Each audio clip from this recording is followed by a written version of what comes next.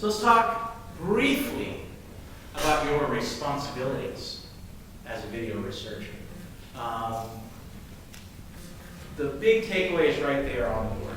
In general, the Music Education Division wants you to shoot video for internal use only, shared with a group of students, and a teacher via password-protected site, and requiring that you delete the video when the project is finished or the semester has ended, right? In general, this is for our own learning purposes. And the idea would be we'll have more flexibility, freedom, and trust if people know when we shoot video, we're going to watch it, we're going to learn, we're going to re-experience what we were allowed to experience at first. But people who weren't supposed to be there aren't allowed to see it. Does that make sense? One of the things that I wrote in here is that there are often multiple policies. And my own belief that I've come to strongly hold is you want to go with whatever the most restrictive policy that applies to your situation is. Maybe your teacher says, you know, I don't want you shooting today when you show up because the kids have been horrible. And I just don't want footage of them acting horrible. You know? Maybe you show up and you shoot the footage, but then you find out later that the school has some policy that you have to get permission first. So then you're not supposed to use it. So find out, what does the school think? What does the classroom say? Does the district say anything? Does the class that you're in have any policy? Which is why our default is a fairly conservative. Shoot it, make it private, don't show it to your parents, even though maybe something really cool happened in that classroom that day. Because we're very sensitive to the fact that we're only going to be allowed to shoot video in these classrooms if we handle it responsibly. In fact, it wouldn't surprise me if one or two bad apples in the entire country, you know, if somebody shoots video they're not supposed to shoot, or posts video they're not supposed to post, and all of a sudden everybody gets nervous about video. So there's a lot of potential for exposing people. Why would parents not want their kids to be on the net? Kind of obvious, maybe, but you there's just have no control over what happens to that, and it's hard to track what happens. You got no control, it's hard to track, Leslie.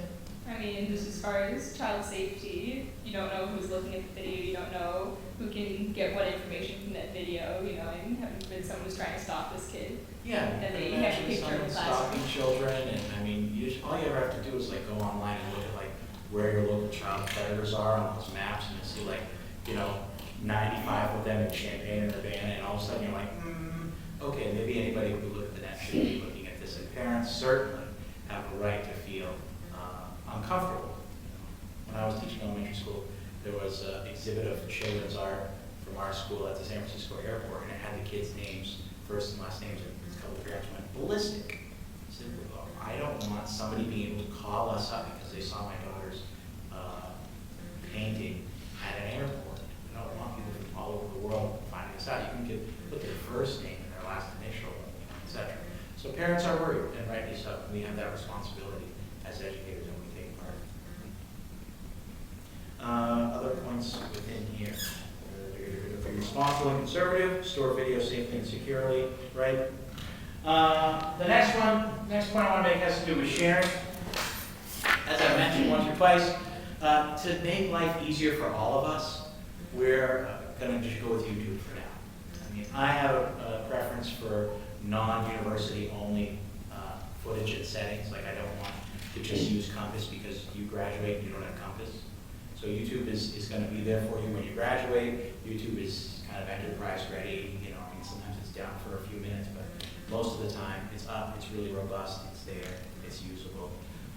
And YouTube's got great controls for privacy and great controls for annotation. So we can all learn how to use this one technology, and you're not going to, it's really designed for you in a sense to not go from a Louis Berganzi class where he says put it on Compass, to a Brent Talbot class where he says we're going to put it on a name, to a class with Chet where he says I want you to burn me a DVD, to a class with Joe Manfredo where he says we're going to put it on Vimeo, or, you know, we want to have one thing so you don't have to keep learning how to post video on different sites and end up with 75 different accounts. Compress video when necessary, right?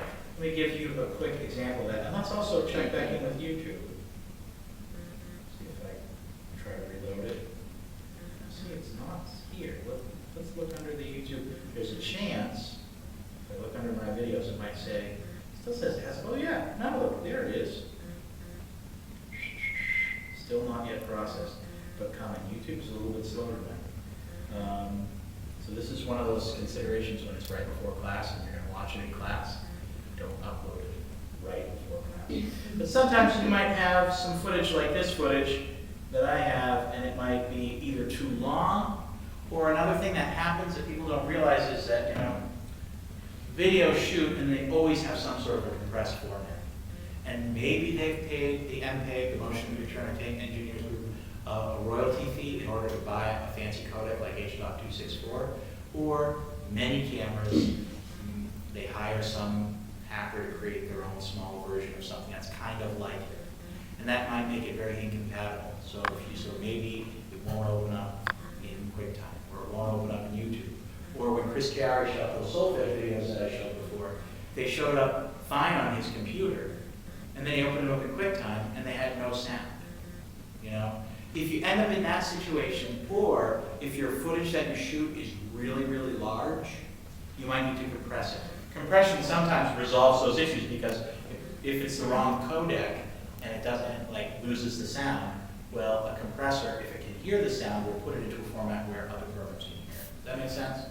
So my first line of defense when things get funky is I use a free program called HandBrake. Here it is. And we can come right down on the desktop to the footage we shot, open it up. Here it is. HandBrake has the ability to toggle little presets out, so you could open things up and you could set stuff up for the place. So it's a PS3, PlayStation Portable, QuickTime, and they have something called Normal here. Some of these have, yeah, there we go. So if I choose Normal, it's going to give me, that's what I recommend in the handout, without getting into all the details. But if you're curious, it's using H.264, 1500 kilobits per second. It's going to do 2-pass encoding. It's going to go through the video twice and really look closely for artifacts. And then on the audio side, it's going to use AAC, which sounds really good. Stereo 160 kilobits per second, which is pretty decent, right? So all I have to then do, it says here, I've got a 22-second thing, is click start, and it'll start up. And down at the bottom, we've got a progress indicator. Our 22-second clip is going through its first pass at 82 frames per second. Now it's going through its second pass, a little bit more slowly, 33 frames per second. Still a little faster than actual sound. And you can see it's going to end up on a desktop called vid00001.m4v. I think I'm going to shoot a lot of video. Here it is. It's not fully done, but the video is already in place. The file is. Now it's done. They say put down that cocktail, your camera is done. And pop it open. And let's take a look at the contrast. Here's the original. And here's all of you. See? Here's our new version. And I'm recording. And here's all of you. Not a big quality difference, right? Nearly imperceptible. We've gone from a file that was 12 megabytes to one that's 4 megabytes. So we've lost 2/3 of the file size, which isn't a big deal at this level, but if you have a 3 gigabyte file, you could get it down to small enough to fit on YouTube. Yeah? I think also say that's definitely not one you want to wait until right before class to code. Yes. Because that takes about twice as long as you're running the video, at least to code. Yeah, it depends a bit on processor and on where you're getting the stuff. If it's a file on your hard drive versus off of DVD that you might have burned yourself, not a commercially available one that you're shipping off. But it can go slowly. It can go quite slowly. One thing I'll say that's really nice about HandBrake, they've just incorporated a really high-end feature, which is a queue. So you come to HandBrake and you can click Add to Queue, right? Click Cancel. It's going to say, do I want to add that to the queue? You already did it. So I'm just going to click Overwrite, even though I'm not really going to overwrite it. And then I could, show my queue. I could add 20 or 30 videos and then just say go and come back in the morning, and it's done each one in turn, which is really wonderful. It used to be I had to buy a dedicated program for that, like Compressor or something like that. So free program, easy to use, saves you a lot of file size and space. And if you get to a place where you want to archive the video you have, let's say you shot an hour on a flip and maybe it's 1.3 gigs, you could compress it, not have it look any worse, and burn it to a CD, and it would fit, right? So there's a lot of different little ramifications where compression can be really helpful and interesting and valuable. Let's come back over and see what YouTube has worked out of our video yet. Still not seeing it. Isn't that interesting? Not really interesting. That's a reality.